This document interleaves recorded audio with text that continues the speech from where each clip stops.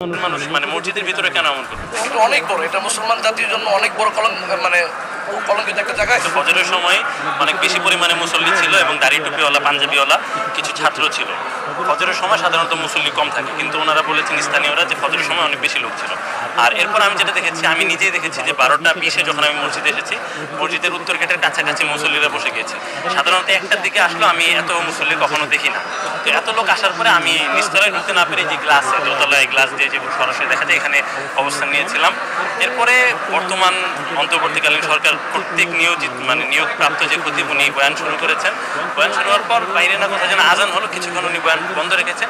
এরপরে যখন উনি আবার কথা বলা শুরু করেছেন, তার আগেই যে আজান চলা অবস্থায় উনি বয়ান শুরু করার পর সাবেক খতিব মাওলানা রুহুল আমিন, হাসিনার লোক, যে উনি দলবল সহ খতিব সাহেবরা যে রাস্তা দিয়ে হাঁটেন সেই রাস্তার উপর গিয়ে ওনারা বসে বয়ান শোনা শুরু করেছে। এমনকি মেহরাবের ভিতরে প্রায় 20-25 জন ছাত্র ঢুকে গেছে। এর আগে আমরা কখনো সরাসরি মিডিয়া কখনো দেখিনি যে সম্মানিত ইমাম সাহেব খতিব সাহেবদের জায়গার ভিতরে কোনো মুসল্লি ঢুকেছে। যাই হোক, ওরা ওখানে বসে বয়ান শুনছিল। একটু পরে হঠাৎ করে কি থেকে কি হলো, কিছু দাড়ি টুপিওয়ালা ছাত্র, রুহুল আমিনের আওয়ামী লীগের ছাত্র, এরা উঠে বর্তমান খতিব সাহেবকে ধাক্কা দিয়ে নামিয়ে দেয় এবং ওই যে দালাল খতিব রুহুল আমিন, যে কওমি মাদ্রাসাকে কলঙ্কিত করেছে, হাসিনাকে কওমি জননী বলেছিল, হাসিনাকে মা ডেকেছে আর কি।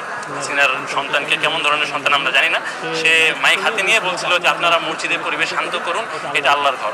অথচ ওই মুহূর্তে আমি নিজে দেখছিলাম, ওই মুহূর্তে তার দলের দালালরা অন্যান্য সাধারণ মুসল্লি যারা প্রতিবাদ করেছে ওদেরকে ধাক্কা দিয়ে বের করছিল। এবং তারা মসজিদে, আপনি দেখতে পাবেন মসজিদের দক্ষিণ দিকের দুটো দরজা পুরোটা ভেঙে ফেলেছে এবং উত্তর দিকের একটা দরজা ভেঙে ফেলেছে।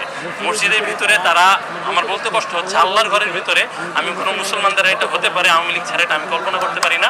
তারা জুতা নিক্ষেপ করেছে সাধারণ মুসল্লিদের উপর, তারপরে জুতার বাক্স তুলে মেরেছে সাধারণ মুসলমানদের গায়ে, যে আপনার পানির বোতল, জুতা, এই ধরনের অনেক কিছু মেরে সাধারণ মুসল্লি সবাইকে প্রায় বের করে দিয়েছে। এরপরে শুধু ওরা ভিতরে ছিল। তারপরে সচেতন মুসল্লি সমাজ তারা বুঝতে পেরেছে, ষড়যন্ত্র বুঝতে পেরে তারা বাইরে থেকে এসে দরজা যে কোনোভাবেই হোক তারা ভিতরে ঢুকেছে আর কি।